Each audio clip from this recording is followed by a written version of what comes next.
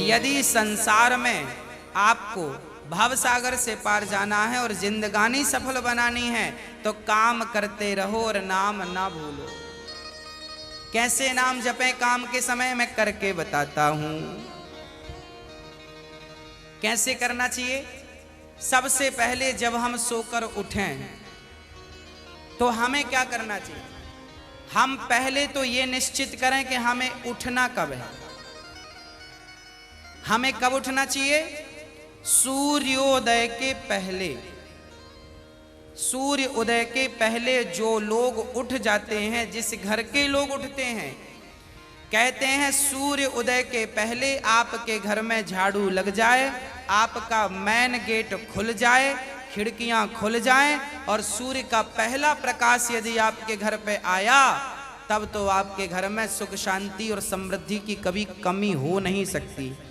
जीवन में दुख वो लोग पाते हैं जिनके 7 बज गए, सूर्य भगवान आ गए, अभी तक दरवाजा नहीं खुले, खिड़कियां नहीं खुली, सो रहे हैं, राक्षस राज अभी सो रहे हैं। 7 बज गए, सूर्य भगवान सिर पे चढ़ रहे हैं, अभी तक आप सो रहे हैं। क्या ये हमारी सभ्यता, हमारा संस्कार है? ना, हमारे संस्कार हैं जब हम छोटे थे ना, ये दास अपनी बात कर रहा है, जब हम 10 वर्ष के थे तब हम मंदिर में पूजा करते थे। हम मंदिर में, हमारे पिताजी मंदिर में पुजारी थे, एक मंदिर की पूजा करते थे। तो हम जब 10 साल के थे तब हम 4 बजे स्नान करके 5 बजे पूजा खत्म करके और 5 से 6 बजे तक में सुंदर कांड का रोज पाठ करते थे, हनुमान चालीसा का रोज पाठ करते थे, रोज पाठ करते थे। 6 बजे, सवेरे 6 बजे मंदिर की पूजा और पाठ करके बाहर आ जाते थे अपने काम के लिए, और 6 बजे बाहर आकर गाय के लिए घास लेने के लिए खेत चले जाते थे। चारा काट करके गाय को खिलाते थे, फिर नाश्ता करते थे, फिर रोटियां, नाश्ते में रोटी और अचार खाते थे। हाँ, कभी गुड़ भी खा लेते थे रोटी के संग। ये दिनचर्या थी। पहला काम हमारा भगवान को धन्यवाद देना होना चाहिए, गौ सेवा होनी चाहिए। ये हमारे संस्कार, हमारा रक्त, हमारे रक्त में है। ये बिना पूजा किए अच्छा ही नहीं लगता। तो क्या करो? सूर्य उदय के पहले, सूर्य भगवान कब उदय हो रहे हैं? लगभग आप 5:30 बजे बिस्तर त्याग दो। बिस्तर त्यागने के पीछे भी कारण कैसा है, कैसे त्यागना है? डायरेक्ट उठ के चलना नहीं है। सबसे पहले जैसे ही आपकी आंख खुले, आंख खोलते ही राम नाम ते ही सुमिरन कीन्हा, हृदय हरस कपि सज्जन चीन्हा, यही सन हठ करी हूं पहचानी, साधु ते हो ही न कारज हानि। हनुमान जी जब लंका में गए और विभीषण की कुटिया पर गए तो विभीषण सवेरे 4 बजे जागे और जागते ही उन्होंने क्या बोला? राम। अर्थात आप जब जागें तो जागते ही राधे कृष्ण, सीताराम, श्रीमन नारायण, भगवान का नाम हरे कृष्ण कृष्ण कृष्ण हरे जपें। भगवान का नाम लेते हुए बिस्तर से उठें, उठकर बैठ जाएं। बिस्तर पर सीधे पड़े थे, उठ के बैठ गए। बैठकर क्या करना है? भगवान का नाम, हे प्रभु आज का दिन आपने दिया उसका धन्यवाद। फिर दोनों हाथ का ऐसे मंथन करना चाहिए, और जब हाथ गर्म हो जाए तो फिर हमें हथेली को ऐसे खोलना चाहिए। खोलने के बाद हमें एक मंत्र पढ़ना चाहिए। मंत्र याद ना हो तो आप ऐसा करो, कराग्रे वसते लक्ष्मी, कर मध्य सरस्वती, कर मूले तु गोविंदा, प्रभाते कर दर्शनम। कराग्रे वसते लक्ष्मी, कर के अग्रभाग में लक्ष्मी का वास होता है। यहाँ कराग्रे वसते लक्ष्मी, कर मध्य सरस्वती, यहाँ सरस्वती का वास होता है, और पूरे हाथ में भगवान कृष्ण का, नारायण का वास होता है। कर मूले तो गोविंद। तो दोनों हाथों का मंथन, यहाँ लक्ष्मी का ध्यान सवेरे करेंगे तो आपके घर में लक्ष्मी आएगी, सवेरे से ध्यान होगा। सरस्वती का चिंतन करेंगे तो आपकी वाणी से दिन भर कोई गलत शब्द नहीं निकलेगा, गलत वाक्य नहीं निकलेगा, गलत विचार नहीं निकलेंगे, आपकी वाणी से कोई दुखी नहीं होगा। और गोविंद का ध्यान करेंगे, मेरे नारायण मेरे कृष्ण का ध्यान करेंगे तो आपको सब कुछ मिलेगा। तो पहले दोनों हाथों का मंथन करके दर्शन करें, फिर दोनों हाथों का मंथन करके जब हाथ गर्म हो जाए तो अपने चेहरे पर लगाएं, अपने नेत्रों पे वो हाथ लगाएं। और उसके बाद सबसे पहले उठकर आप अपने बच्चों को ये चीजें समझाएं। सबसे पहले उठकर आप पृथ्वी माता को प्रणाम करें।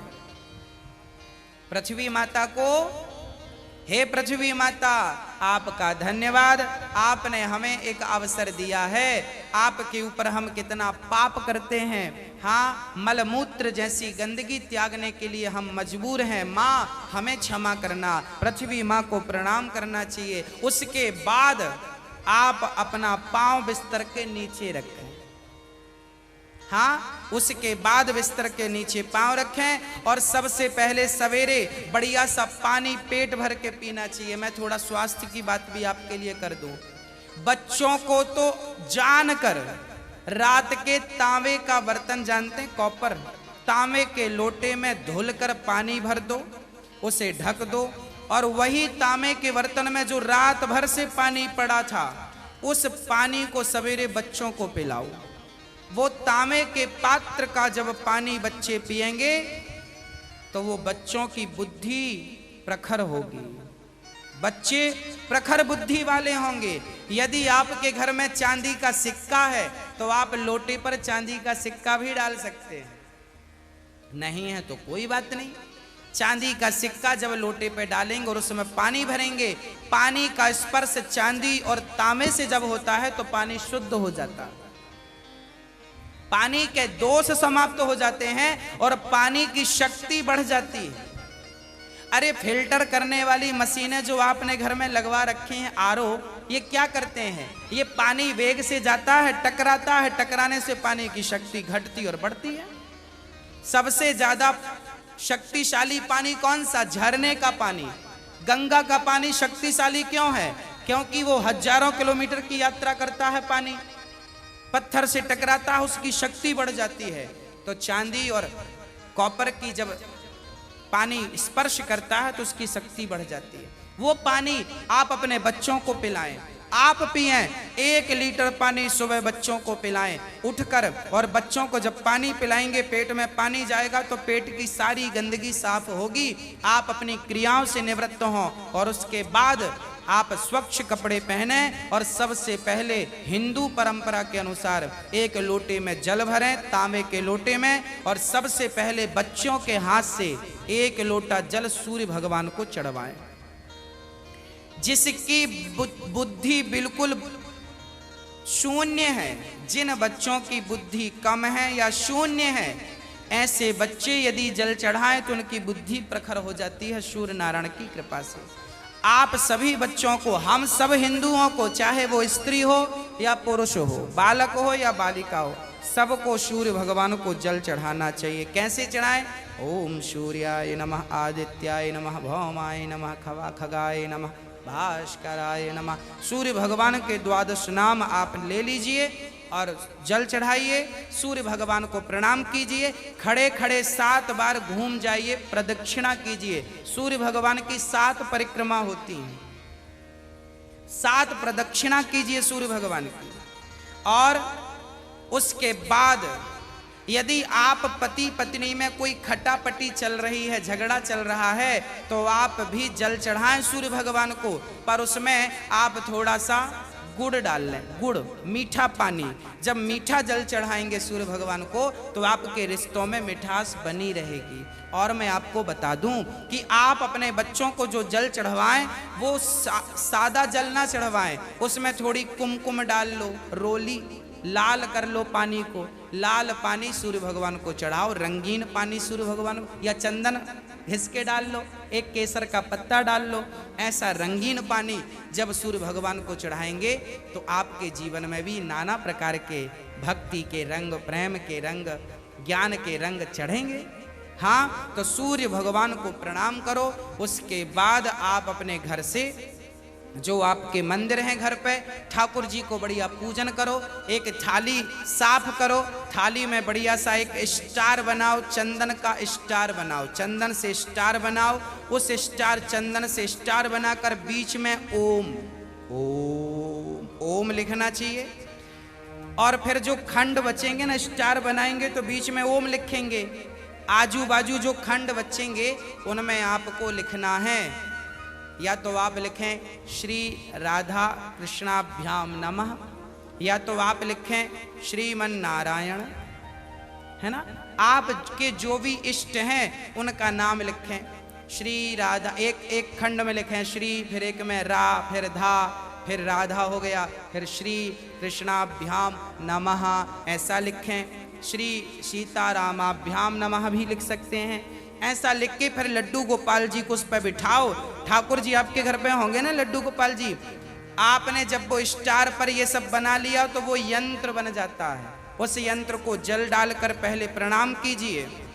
जल डाल के प्रणाम करके फिर उसे आप प्रेम से प्रणाम कीजिए, और प्रणाम करके फिर ठाकुर जी को बिठाइए। ऐसे देखिए टीवी पे दिख रहा है, ऐसे आपको बनाना है। ऐसे आपको बना के ओम, फिर उसमें तुलसी का पत्ता चढ़ाइए लिख करके सब में, और फिर उसको प्रणाम कीजिए, जल चढ़ाइए, तुलसी चढ़ाइए। ये एक यंत्र बन गया, और इसे प्रणाम कीजिए। फिर इसके ऊपर ठाकुर जी को बिठाइए, गोविंद को बिठाइए, बिहारी जी को बिठाइए, और बिठाकर फिर उन्हें स्नान कराइए। प्रेम से स्नान कराइए। कैसे स्नान कराएं? ऐसे स्नान कराएं, और बोलते रहिए श्रीमन नारायण नारायण नारायण। कुछ नहीं आए तो नारायण नारायण कीर्तन करते, श्रीमन नारायण नारायण। ऐसे जल चढ़ाओ। जल चढ़ाने के बाद भगवान को अपनी गोद पर बिठाओ। अपनी गोद पर बिठाकर बड़े प्रेम से उन्हें बढ़िया कपड़े से पोंछो, साफ करो। बच्चे को भी आप नहला के पोंछते हैं, बच्चे को बढ़िया पोंछिए, उन्हें साफ करिए। और जब भगवान को आप बढ़िया से साफ करें, उसके बाद उन्हें उनकी आसन पर बिठावें, और आसन पर बिठाने के बाद उनको फिर बढ़िया से वस्त्र पहनावें, और वस्त्र पहनाने के बाद उनका श्रृंगार करें। श्रृंगार करने के बाद जब पूरा श्रृंगार हो जाए तो ठाकुर जी को दर्पण दिखावें, है ना। फिर भगवान जी को दर्पण, आप लोग भी दर्पण देखते हैं कि नहीं? ऐसे ही ठाकुर जी को दर्पण दिखाना चाहिए। प्रभु देखिए, आज दास ने आपका ऐसे श्रृंगार किया है, ये आपका श्रृंगार है, ऐसे दर्पण दिखाओ भगवान को। हाँ, भगवान को बढ़िया सा दर्पण दिखाओ। भगवान को दर्पण दिखाकर फिर उनको प्रणाम करो, और प्रणाम करते हुए कहो त्वमेव माता। बोलो मेरे संग सभी लोग, बोलो त्वमेव माता च पिता त्वमेव, त्वमेव बन्धुश्च सखा त्वमेव, त्वमेव विद्या द्रविडं त्वमेव, त्वमेव सर्वं मम देव देव। हाथ जोड़कर भगवान से कहो, हे प्रभु आप ही हमारी माँ हैं, हे प्रभु आप ही हमारे पिता हैं, हे गोविंद आपके सिवा हमारा इस सृष्टि में कोई नहीं है। हे प्रभु, माना कि मैं अपराधी हूँ, माना कि मैं पापी हूँ, पर मुझे स्वीकार करना आपका ही काम है भगवान। हे नाथ, मैं आपको कभी भूलूं नहीं। एक बार जरा सभी बोलिए, हे नाथ मैं आपको कभी भूलूं नहीं, हे नाथ मैं आपको कभी भूलूं नहीं। हे प्रभु, मैं सदा आपका स्मरण करता रहूं, सदा आपका चिंतन करता रहूं।